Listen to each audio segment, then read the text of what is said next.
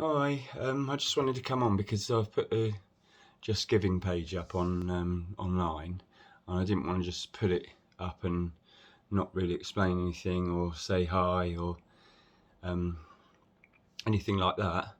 Especially because it's been a long time since I've spoken to any of you or anything, and I haven't put a blog post up and nothing. Things have been just really difficult for quite a long time, and my breathing's got worse and worse, and I've always tried to, I've always coped with it, and I've always not let it get the better of me, really, and got by and done what I wanted to do. Just quickly, I was born with it. Some of this, when I was born, I was put in an incubator and I wasn't allowed home for quite a few months. And there was scarring on my lungs and what have you, so but that was then, and obviously I didn't know anything about it at the time. It's only what my mum said, and then it all flared up when I was about 12, 13, and I had trouble breathing, and I suppose it was because at school you start to do more sports then and what have you. I had a couple of operations in Harefield under the Dr. Yaqub. Some of you might have heard of him. He's quite a famous heart and lung surgeon. And then, as I say, I got through, I've really avoided things that needed any sort of form of getting myself in a position, getting out of breath. And I've done loads of things, I've worked on a ship, I've, worked in Spain, things like that. So I've done a lot. The last sort of 8-9 years, it's just got progressively worse. And, a couple of years ago, I was diagnosed with medicinal lymphadenopathy or something. I can't really say it, it's one of them long words, but basically it's spread to my lymph nodes, sort of across here and some further down and what have you. And it's a collection of things. It's something that's very similar to rheumatoid arthritis. It's called HPOA, and what that does is it's my body that attacks other parts of my body, joints, muscles, all sorts of things.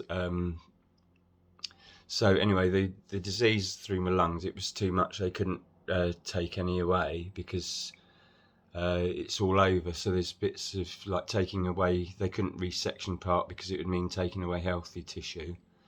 So it has to stay. And basically, it's just got worse and worse to the point where brushing my teeth or putting socks on, pulling the duvet on me. I just can't do anything. So I had an assessment, and they've said that I need oxygen. Unless I'm sitting down doing absolutely nothing, then that's when I have to use the oxygen. So anyway, that's why I put this thing up, because like it might as well have been £1 million for I just can't afford it. It's the G5. That's what it looks like. I put a picture down.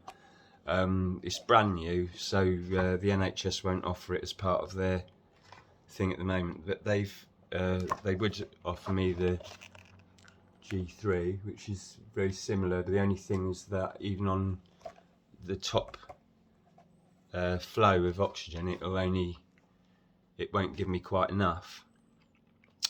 So I'd need the higher up model, so that's why I'm asking for it.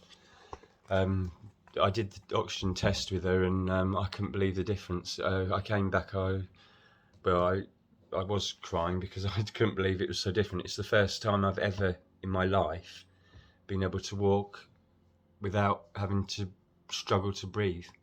I've never told people, because the only people that have known has been my family and like a couple of people that I had to tell. I had to tell Leonie because of the design team work, and Barbara for the design team work, and I told like her Chanda, but that's it. I don't like sharing things like that. It's like all doom and gloom, I think, and and I don't like some people treat you differently when you start telling them about illnesses and things like that. So anyway, I mean, there's been quite a few actually, the last few months where I, got to such a point where I thought I was going to die. I just couldn't catch my breath at all. It's really, really scary. It's not even the scary part of dying, it's the struggle, the struggle for your breath. It's horrendous. So anyway, I want to say thank you ever so much for the people that have donated, because it's going to, I can't tell you how much it means to get that. And sorry.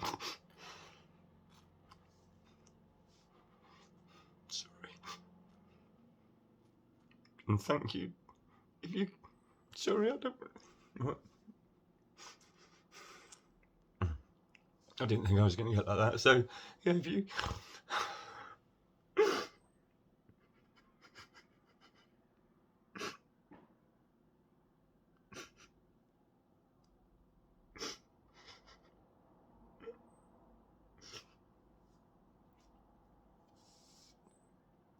I said thank you, everyone, and thank you to all of you, and thanks. I'll come back again when I've calmed down a bit. All right, thank you very much. Bye.